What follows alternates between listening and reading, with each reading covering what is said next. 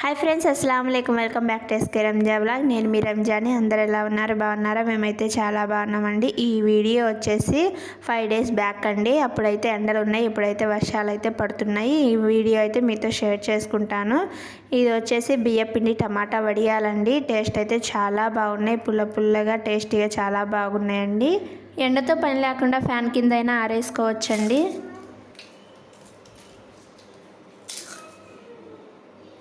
బియ్యపిండి టమాటా వడియాల కోసం ఫస్ట్ బౌల్లోకి బియ్యపిండి దేంతో అయితే తీసుకుంటామో వాటితో 4.5 గ్లాసులు వాటర్ అయితే వేసుకోవాలి. దీన్ని మేము చెంబు అంటామండి. దాంతో 4.5 గ్లాసుల వాటర్ అయితే పోసుకుంటున్నాను. బాగా పండిన టమాటాలు 1/2 కేజీ తీసుకొని ఇలా ముక్కలుగా కట్ చేసుకొని మిక్సీ జార్లో వేసుకొని మెత్తగా గ్రైండ్ చేసుకోవాలండి. గ్రైండ్ చేసుకున్న టమాటా ప్యూరీలోకి వాటర్ అయితే అస్సలు వేసుకోకూడదండి. ఇది వచ్చేసి ఒక చెంబు అయితే ఇది కూడా ఈ వాటర్లో కలిపేసుకోవాలి. అంటే టోటల్గా నేను 5.5 అయితే వేసుకున్నానండి వాటర్ ఈ టమాటా ప్యూరీతో కలిపేసి. ఇప్పుడు టమాటా ప్యూరీ వేసుకున్న తర్వాత ఒకసారి అయితే కలుపుకోవాలి. స్టవ్ వెలిగించుకొని వాటర్ని మరిగించుకోవాలండి. టేస్ట్ తగ్గట్టు ఉప్పు కూడా వేసుకొని మూత పెట్టేసుకొని మరిగించుకోవాలి. ఇప్పుడైతే వాటర్ అయితే మరుగుతున్నాయి.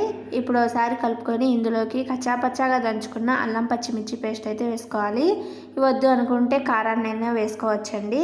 ఇప్పుడు ఇందులోకి 1 టేబుల్ స్పూన్ జీలకర్ర అయితే వేసుకోవాలి. కొంతమంది వాము అయినా వేసుకుంటారు. మేమైతే జీలకర్ర వేసుకున్నాం. టేస్ట్ చాలా బాగుంటుంది. వాముతో కూడా బాగానే ఉంటుందండి. కొంతమందికి ఇష్టం ఉంటుంది, కొంతమందికి ఇష్టం ఉండదు. 5 నిమిషాలు వాటర్ని మరిగించుకోవాలి. ఇప్పుడు బౌల్ తీసుకొని ఇందులోకి 1 చెంచా బియ్యపిండి అయితే తీసుకున్నాను. 1.5 చెంచా వాటర్ అయితే వేసుకున్నా అండి. 1/2 చెంచా వేసుకున్న క్లిప్ అయితే మిస్ అయిపోయింది. ఈ వాటర్ పిండి కలిసేలాగా కలుపుకోవాలి. బాగా లుండలు లేకుండా కలుపుకోవాలండి.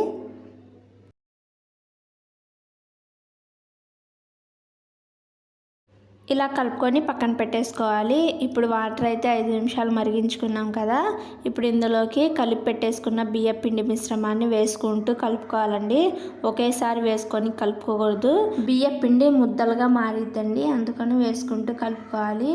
ఇలా వేసుకున్న తర్వాత 2 నిమిషాలకు ఒకసారి కలుపుకుంటూ ఉండాలండి. లేకపోతే పిండి అనేది ముద్దలుగా మారుతూ ఉంటుంది, అడుగంటుతూ ఉంటుంది. ఇలా అయితే కలుపుకోవాలి. ఇప్పుడు ఇందులోకి టేస్ట్ తగ్గట్టు ఉప్పునైతే చూసుకొని వేసుకోండి.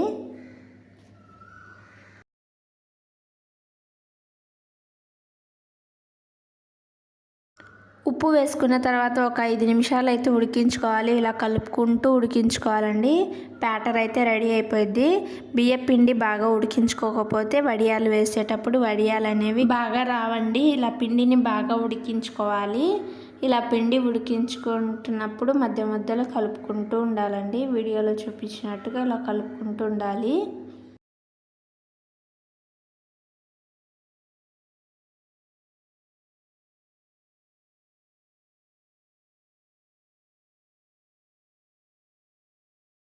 చూడండి, వడియాలకి పిండి అయితే రెడీ అయిపోయింది.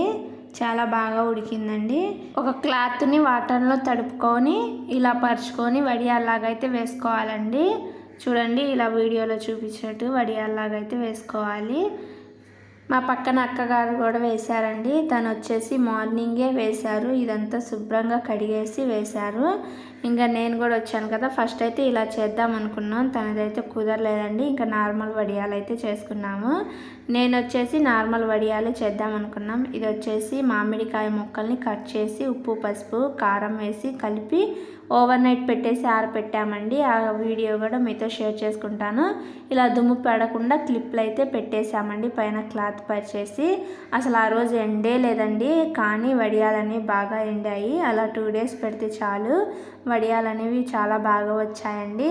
ఇంక వర్షాలు కూడా స్టార్ట్ అయిపోయాయి కదా, అయితే ఎండతో పని లేకుండా ఇంట్లో ఫ్యాన్ కింద అయినా ఆరేసుకోవచ్చండి. మాకైతే ఆ రోజు ఎండే లేదు, ఫ్యాన్ కింద తీసుకొచ్చి ఆరేసాము. అలా 2 రోజులు ఆరేసుకుంటే వడియాలు అనేవి రెడీ అయిపోతాయండి. ఇలా వడియాలు బాగా ఆరిపోయిన తర్వాత వాటర్ చల్లుకొని డబుల్ క్లాత్ వేసాం కదండి, తీసేసుకోవాలి. చాలా ఈజీగా వస్తాయండి వడియాలు అనేవి వాటర్ చల్లుకొని తీసుకోవడం వల్ల.